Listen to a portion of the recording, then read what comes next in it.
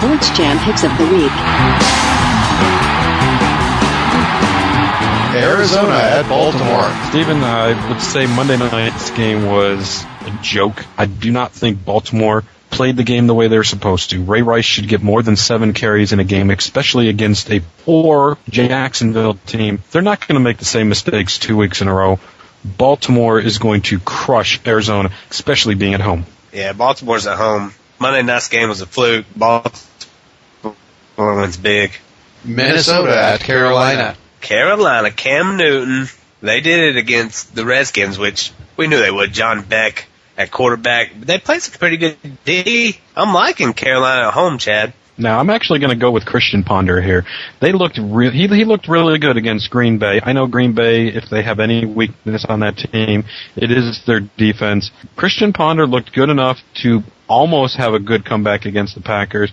I think they go up against an undermanned Carolina team. I know Cam Newton is the story, but this is one situation where I think Minnesota might just pull off the big upset of the week.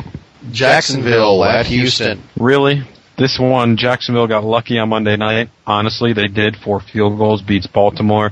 They're going to Houston, who just put up 41 points up against Tennessee. And, oh yeah, Andre Johnson comes back this week. Houston puts up another 41 and pounds Jacksonville 41-3. Yeah, Jacksonville's on a short week, and they have to go to Houston. Houston wins big. Miami against the Giants. Giants coming off an off week. They look pretty good in Miami, really. You're up 15-0 against Denver, and you can't seal the deal. Giants, it's a laugher. Yeah, Miami's been on a bye week since the preseason. Giants win easily. Nolan's in St. Louis. Really, 62 points on Sunday night against one of the winless teams. Yeah, they're playing on the road at St. Louis, but, they're still a dome team, and they still know how to throw the ball. New Orleans, I don't think they'll get 62, but they're going to get a lot of points against St. Louis in a romp. Andrew Luck, he can still come to St. Louis because, good grief, New Orleans win. They might score more than 62, Chad. Indianapolis in Tennessee. Wow, I mean, really? Indy, horrible. Tennessee just got beat down. They won't get beat down again. They have to come back and make a statement. Tennessee, gargantuan. Tennessee needs to learn how to hand the ball off to Chris Johnson. Oh, wait, they do give him the ball, and he needs to learn how to run the ball. Come on, this is getting to be old real fast. They're putting 8 in the box. Man, yeah, but Indianapolis doesn't have even 8 on the roster to make a difference in this game. We were wrong last week picking Tennessee over Houston, but I don't think we'll be wrong this week. Indy's taking Andrew Luck with the first pick. Detroit in Denver. It's a good game.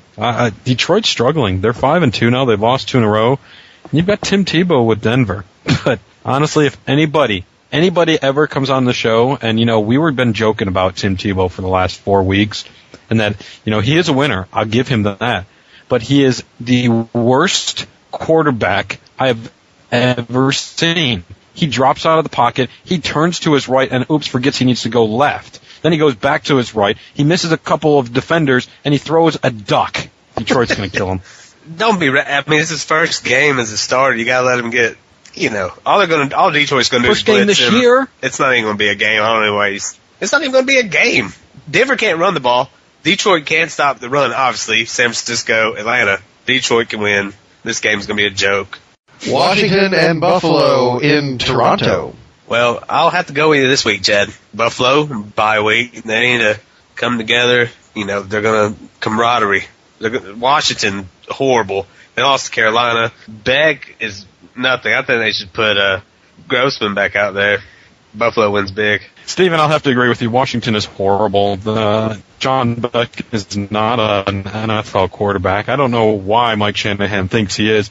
My concern with Buffalo is, though, Sean Merriman is on the injured reserve again. Ever since he stopped taking steroids, that's all he ever does is puts himself on the injured reserve. But, you don't need Sean Merriman. You just need the secondary to knock the balls down and pick them off. And John Beck likes to throw those interceptions.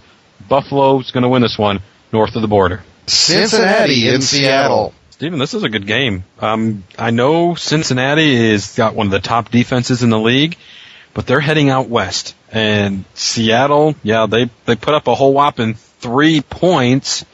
I'm thinking Ken Griffey Jr. came out of retirement, hit a 3-run home run in Cleveland against I don't know, some Cleveland pitcher, and they lost the game 6-3. Seattle's at home, though. Cincinnati, I don't know if Andy Dalton's ready for that atmosphere up there. I'm going to take Seattle at home. Yeah, it's a tough game only because it's in Seattle. It's hard to go out west and play. You see it every week when somebody goes out west. I'm going to have to agree with you. I like Seattle. Cleveland in San Francisco. Are we going to get in a fight after the game's over this week?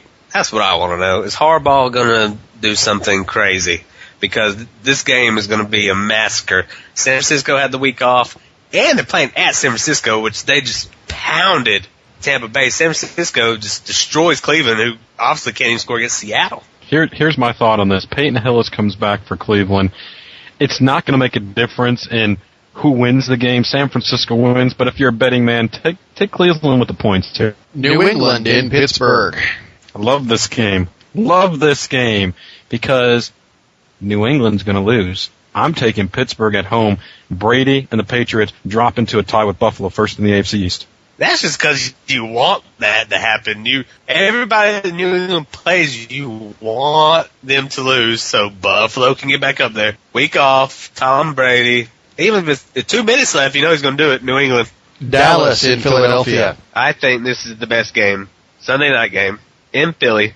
Philly has to win to even be a thought, and so does Dallas. But I like Dallas's D. They went into New England, should have won.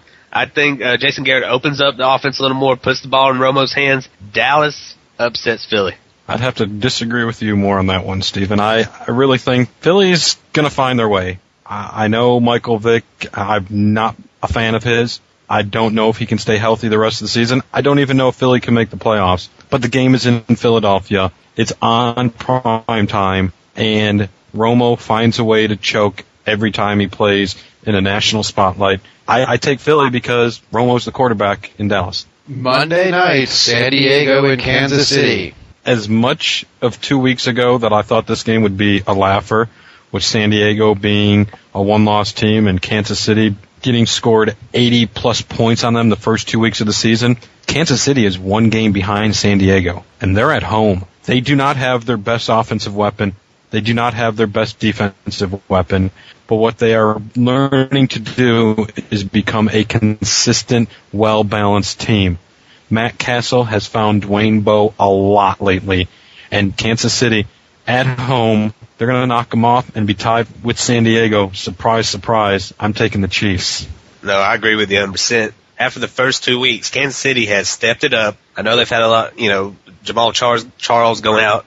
But they found a way to somehow play good enough D, and the passing game has stepped up. I like Kansas City. Gentlemen, that's it for our NFL picks. I think it's time to head to our SportsJAM No Huddle offense. Jaromir Jagr got his first goal since 2008, and the Flyers win over the Maple Leafs, but Philly lost Chris Pronger for 2 to 3 weeks after getting hit in the face with a Miguel Kowalski follow-through. West Virginia's heading to the Big 12? Maybe. Possibly. Probably. What's that mean? That means the Big 12 is now going to be up to 11 teams, but could drop to 10 again. Or better yet, who cares? Expect a short title reign for new Impact Wrestling heavyweight champion James Storm. The rumor out of the front office is that he's too country. Of course, the front office is made up of Dixie Carter and Jeff Jarrett. So, Pot, I'd like to introduce you to Kettle and Skillet. Terrell Owens had a workout on Tuesday. Guess who showed up? Nobody. But is the Chicago Bears interested in him? No. The Chicago Rush of the Arena Football League. Way to go, T.O. Rob Gronkowski has hooked up with adult film star B.B. Jones. The 22-year-old New England tight end is now the talk of the New England Patriots in a very bad way. Dude, who cares what the New England Patriots think about you? You are the talk of all patriotic men in America.